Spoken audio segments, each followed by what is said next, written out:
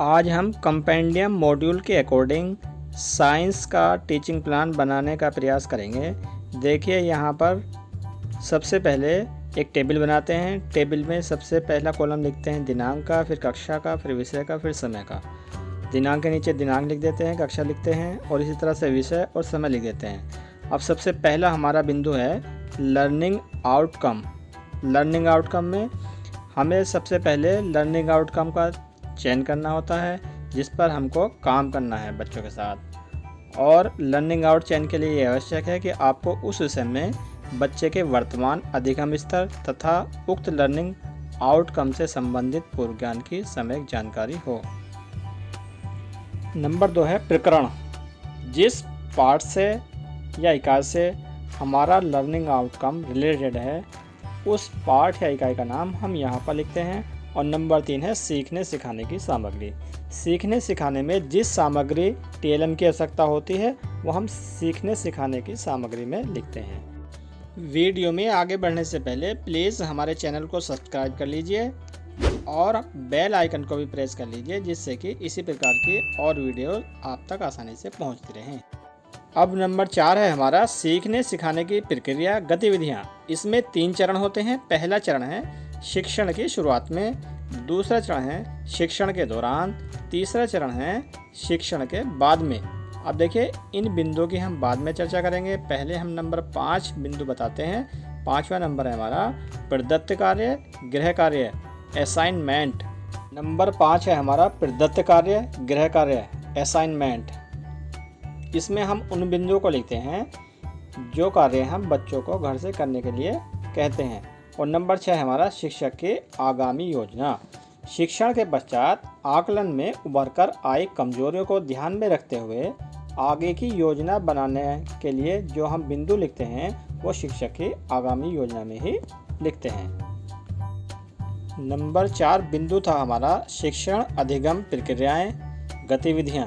देखिए इसके लिए भी हम 4 कॉलम बनाते हैं। पहले में लिखते हैं क्रम संख्या, दूसरे में लिखते हैं चरण, तीसरे में लिखते हैं समय और नंबर 4 में लिखते हैं आकलन के तरीके।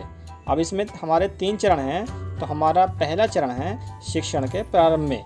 देखिए शिक्षण के प्रारंभ में सामान्यतः 5 मिनट का समय रखा जाता है और इसमें हम उन बिंदुओं पर चर्चा करते हैं, उन बिंदुओं को लिखते हैं जिन पर चयनित लर्निंग आउटकम से संबंधित बच्चों के पूर्व ज्ञान को जानने के लिए बातचीत या गतिविधि करेंगे। साथ ही बच्चों के पूर्व ज्ञान को आधार मानते हुए चयनित लर्निंग आउटकम पर रोचक ढंग से प्रस्तावना प्रस्तुत करेंगे। देखिए आकलन के तरीके में क्या लिखेंगे। आकलन के तरीके में हम इस तरह से लिखेंगे कि बच्चों से पूर्व ज्ञान पर आधारित बातचीत द्वारा, कुछ रोचक गतिविधियों द्वारा, प्रश्नोत्तर द्वारा, कक्षा कार्य द्वारा या विगत कार्य दिवसों के कार्यों की रिकैप प्रत्यास्मरण करके। अब दूसरा चरण है हमारा शिक्षण के दौरान।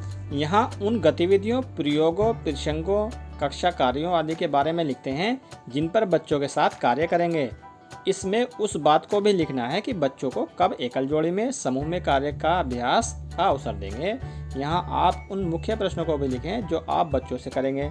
उन कठिनाइयों के बारे में भी लिखें जो शिक्षण के दौरान आ सकती हैं। इसका अनुमानित समय है 20 से 25 मिनट का। अब नंबर 3 है हमारा शिक्षण के समाप्ति पर। शिक्षण की समाप्ति में हम उन बिंदुओं को लिखते हैं जिनमें शिक्षक पाठ्य वस्तु के प्रमुख बिंदुओं को प्रस्तुत करते हुए आज के शिक्षण कार्य को समेकित करेंगे। और यहाँ यह भी सुनिश्चित करेंगे कि बच्चे ने चयनित लर्निंग आउटकम को किस सीमा तक प्राप्त कर लिया है। इसमें आकलन के लिए कुछ सटीक प्रश्न भी होंगे। इसके उपरांत बच्चों को दिए जाने वाले पुनर्बलन व फीडबैक को भी अंकित हम करेंगे। देखिए हमने कक्षा 8 का विज्ञान का टीचिंग प्लान बनाने का प्रयास किया है। इसमें हमने पहले एक टेबल बनाई है। टेबल में हमने एक पहले कॉलम में लिखा है दिनांक, दूसरे में लिखा कक्षा, फिर विषय, फिर समय। दिनांक के नीचे हमने दिनांक लिख दिया है, फिर कक्षा के नीचे कक्षा, फिर विषय के नीचे विज्ञान और समय के नीचे 35 से 40 मिनट लिखते हैं। अब पहला हमारा है लर्निंग आउटकम। बच्चे परमाणु के मूल कणों के नाम व उनके आवेश के बारे में बता लेते हैं। दूसरा हमारा है प्रकरण। प्रकरण है हमारा परमाणु की संरचना। तीसरा हमें सीखने सिखाने की सामग्री।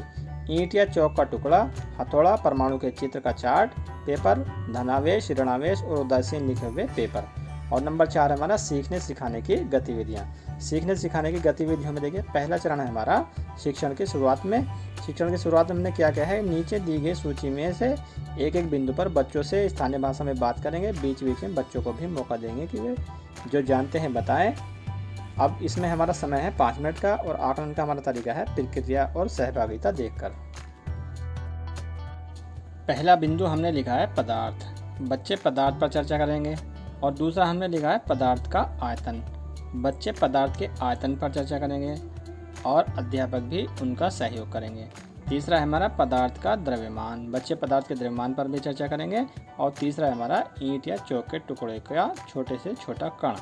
जब बच्चे ईंट या चौक के छोटे से छोटे कण के बारे में बात करेंगे तो उनके मस्तिष्क में एक बात आएगी कि सबसे छोटा कण और क्या हो सकता है। अब देखिए दूसरा चरण है हमारा शिक्षण के दौरान। शिक्षण के दौरान हम क्या करेंगे, शिक्षक ईंट या चौक के टुकड़े को हथौड़े की सहायता से धीरे धीरे छोटे छोटे टुकड़े करके दिखाते हैं। छोटे टुकड़ों को लगातार बारीक करते जाते हैं। एक स्थिति ऐसी आ जाती है कि और टुकड़े नहीं किए जा सकते। फिर आगे चित्र की सहायता से बच्चों को बताते हैं।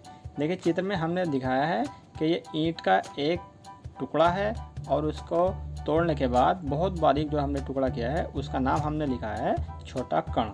और हम छोटे कण के भी अंदर अगर हम बच्चों को दिखाएं बहुत बारीक बारीक छोटे छोटे कण, तो उसका हमने नाम दिया है अणु।